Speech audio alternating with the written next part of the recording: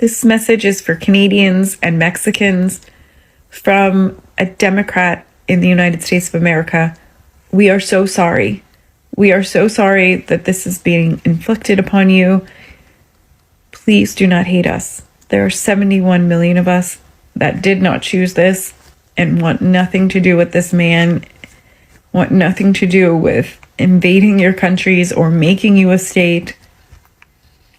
Please do not hate us all. Yesterday, as if he hasn't already done enough damage, Trump has smacked Canada with a 50% tariff on all of their exports. In response, Ontario's premier, Doug Ford, has stated that he's torn up his contract with Elon Musk for Starlink and that Americans have no one to blame but their president for the tens of billions of dollars that American businesses are going to lose. Starting today, all U.S.-based companies will be banned from taking part in government procurement.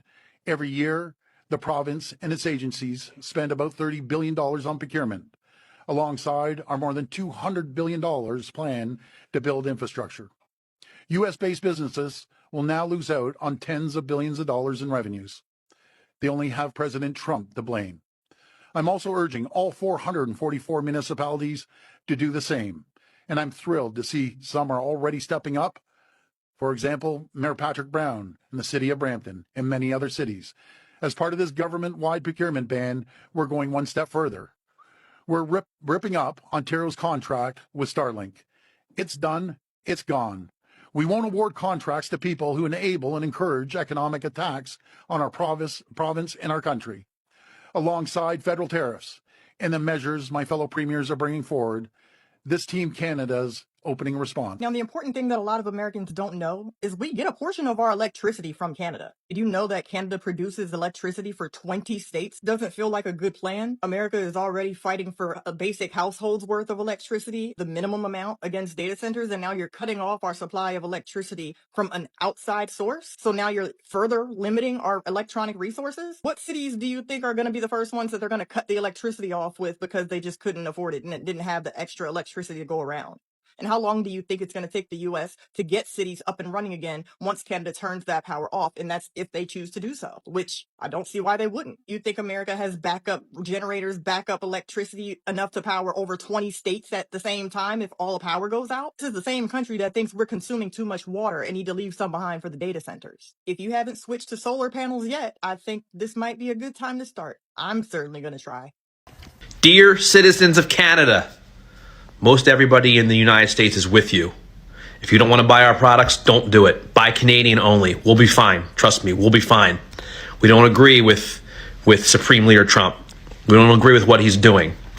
So you boycott us, and I'm with you, okay? Most of us are with you. If, for whatever reason, the U.S. invaded Canada, which won't happen, but if it did, I would side with Canada. I would fight with Canada, okay? I canceled my trip in the United States this summer, my summer vacation to the Jersey Shore, because I live near the Jersey Shore. I canceled my Jersey Shore vacation because I'm taking a vacation to Canada this summer and spending my money in Canada as a U.S. citizen. So please welcome me and my family with open arms. We are with Canada, okay? We are on your side. We will fight with you. And if you need to boycott the U.S. products, you do that.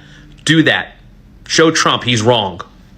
This kind of threat that's coming at us, at first, I think people thought it was sort of funny or interesting, or he's just trying to get our backs up. But we're taking it real seriously right now. We see this as an existential threat. And let's be clear, it's not just, a threat to our leadership, right? This is a threat to working people in our country who rely on trade, who rely on those relationships. And what I have to say to Donald Trump is, you're going to come after us. We're going to fight you like hell. It's absolutely crazy. Canada is our dear friend, big ally to the United States, and this president continues to try to pick on our ally who's right next to us, who have stood with us all through this time with a ridiculous attempt to put a tariff that has not been in place in the manner of which he's trying to do it since the 1930s. So I don't agree with it. I don't think that it should happen. We'll continue to make sure that we're standing up against these illegal tariffs that he's trying to place on Canada.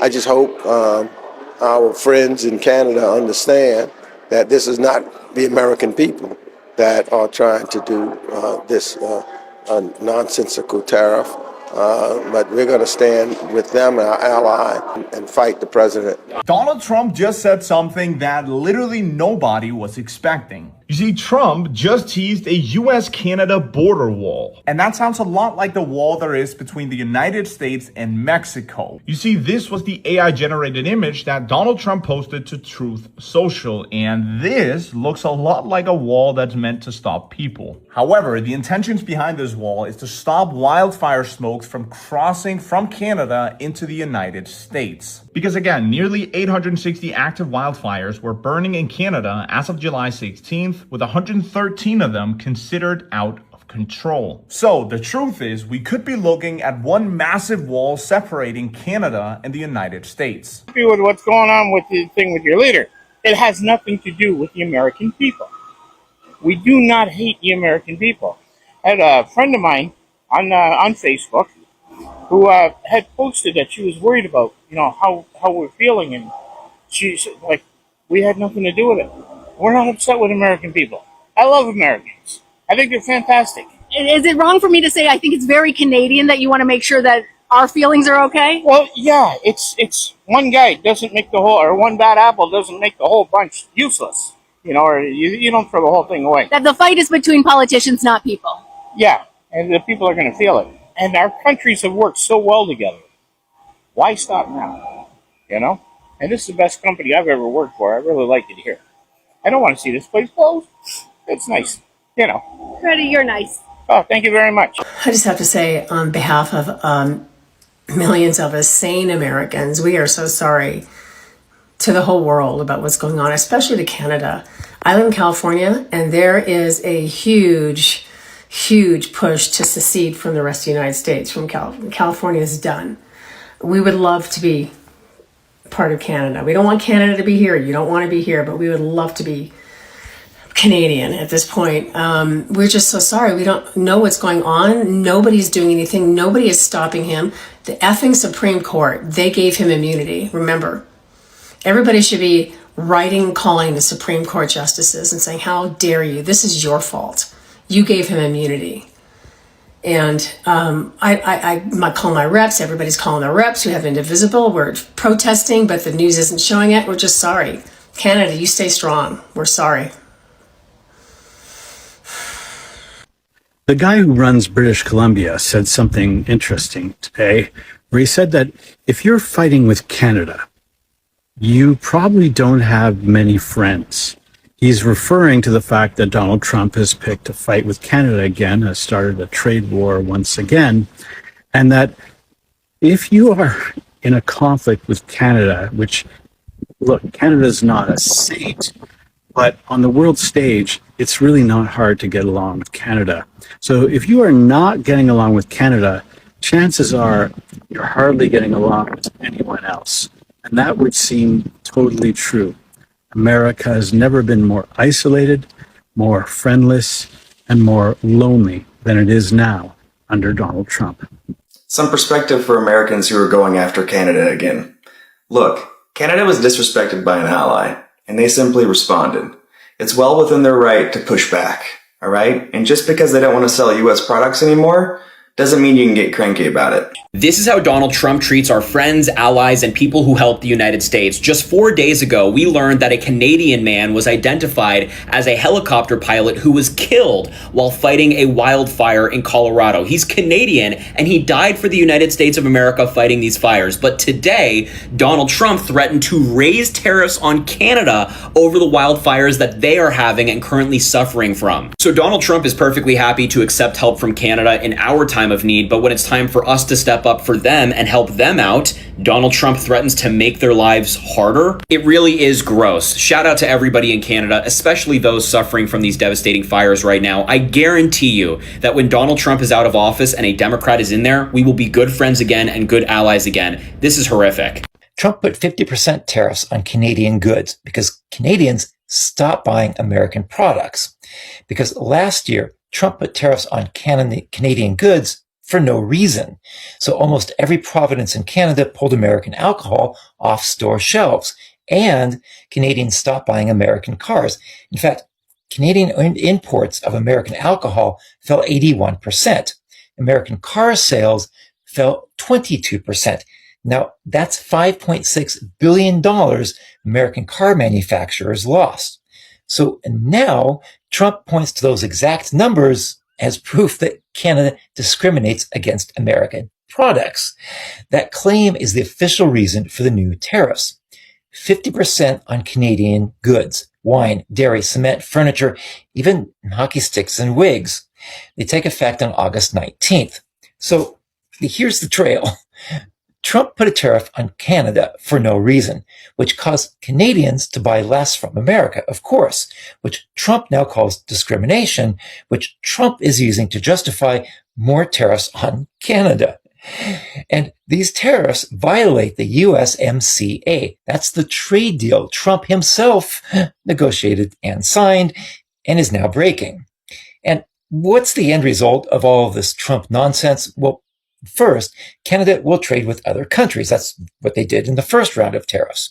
And secondly, prices are higher for Americans, which is what happens every time Trump puts more tariffs on other countries. And the Americans call this a Trump victory. Trump is trying to turn Canada into an enemy. But now Americans are begging for forgiveness.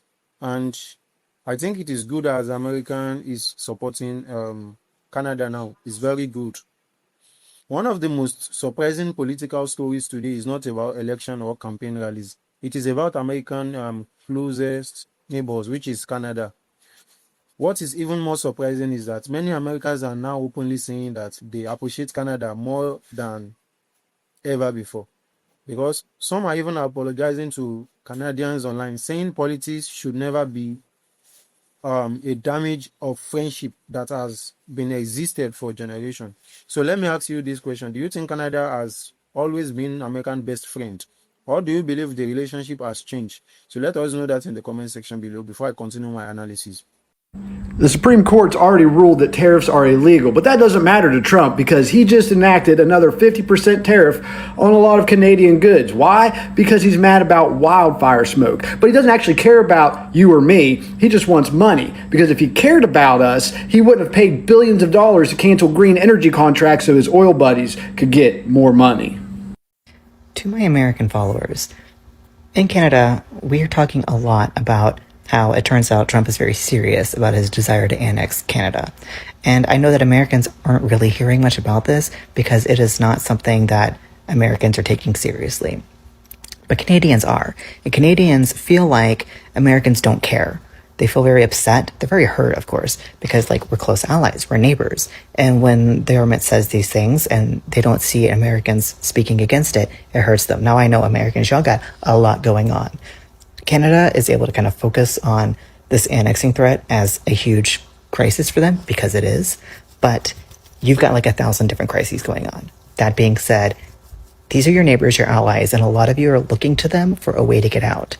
So if you have a platform, if you have a following, speak about this and speak about how you're standing with Canadians and not against them, and how this is doing so much damage to not only Americans as if I have one message a global brand, to our president, but to Americans it's individually lay off as people the ridiculous rhetoric about Canada being the 51st state. Who are looking as an American, I'm ashamed as a way to possibly of the arrogance and disregard that we've shown one of our historically oldest, strongest, and most loyal allies. These international tournaments for Canada mean something different now. As an American, I'd like to address the 51st state discourse, which I find unsettling and frankly insulting.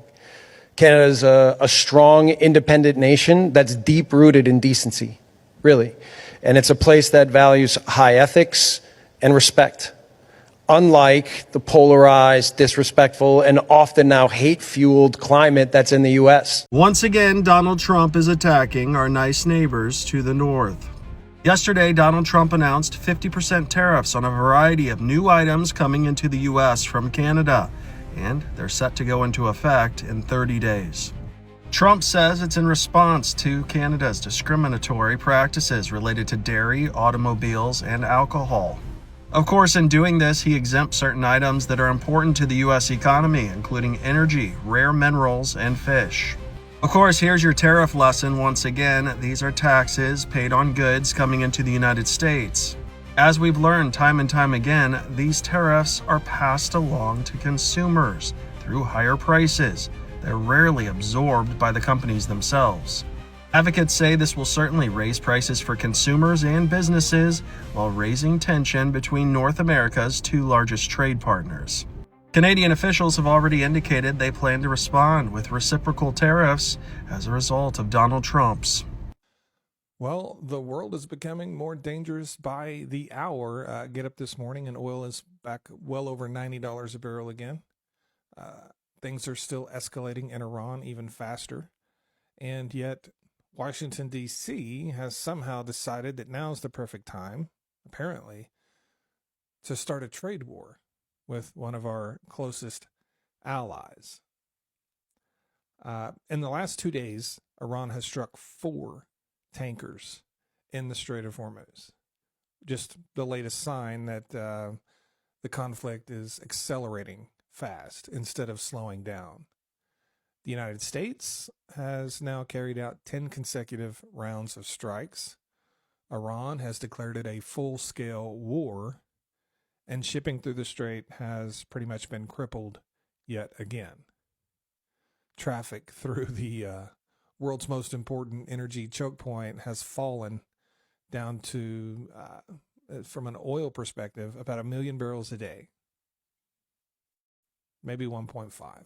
That's according to Kepler, with only around 10 ships a day total making the transit. In addition, insurance costs are skyrocketing again and exploding. Global supply chains are once again under a lot of pressure, and the risk of a much larger and broader regional war is rising by the day. If we're not already there, we're likely already there. So let's put that into a little bit of perspective. Because the Strait of Hormuz used to handle 1/5 of the world's oil consumption. Nearly 1/4 of global seaborne oil moves through that stretch of water. There's no quick replacement. There's no alternate route capable of absorbing that much volume. And as the war continues to escalate, every country that depends on imported energy is going to feel the consequence. And this is not happening in a vacuum. American troops are dead. U.S. allies have been coming under missile and drone attacks. Tankers are getting hit. Prices are rising. The Houthis have expanded pressure on Saudi Arabia and the Red Sea. And every day this conflict continues and escalates, the probability of some sort of catastrophic event or miscalculation only grows. This is precisely the moment when our alliances matter the most. History shows us that wars are not won through military strength alone. This is the fatal flaw of the American way of thinking. For whatever reason, we believe that wars are won by military strength. They're not. They never have been. They're won by logistics, diplomacy, the sharing of intelligence, your industrial capacity, and most importantly, the relationships with your trusted allies. Also, for decades, the United States and Canada have shared one of the strongest partnership in the world. They trade billions of dollars in goods every year. Families live on both sides of the border. Businesses depend on each other. So the countries have fought alongside each other in wars and work together on security, energy, and economic development. Because of that history, many Americans never imagined a time when Canada would treat, when Canada would be treated more like a rivalry than a trust ally. So during Trump's political rise, his American first message focused on protecting American industry and reducing trade imbalance.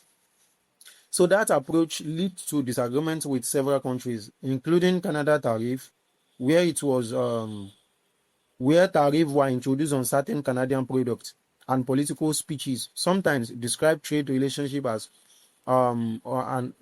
unfair to American workers. So, supporters argue that these actions were necessary. They believe Americans had spent too many years accepting trade deals that benefited other countries more than American businesses. From their point of view, putting American first means negotiating harder, even with close allies. But some critics warn that there would be a consequence. They argue that Canada wasn't America's enemy. Instead, they said Canada was one of the American most dependable economic partners. So, damaging that relationship could end up hurting businesses and consumers on both sides of the border. Here is a question for you as well. Should a country negotiate aggressively with its closest allies, or should long-term friendship come before short-term political victories? But as time passed, many American companies began realizing that just how connected the two economies really are. Manufacturer depends on Canadian materials. Farmers export products to Canadian markets. Energy flow across the border every day. Millions of jobs in both countries are linked to its partnership. So when tension increase between neighbors and when tension increase between let's say when tension increase between neighbors that depends on each other, businesses often pay the price first. The higher cost, uncertainty, and reduced investment can affect ordinary worker long before politicians reach an agreement. So that is why some Americans have started saying that the relationship with Canada should never have become so tense in the first place.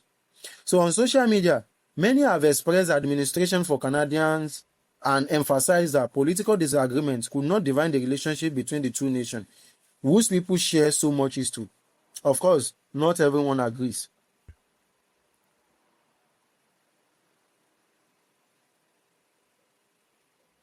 Many Trump supporters still believe that his trade strategy was the right move.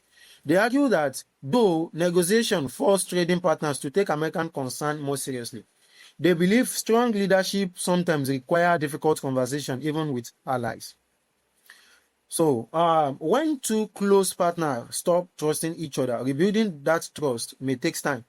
That is why many analysts believe future leaders, regardless of party, will need to focus not only on protecting national interest, but also on preserving valuable international relationship.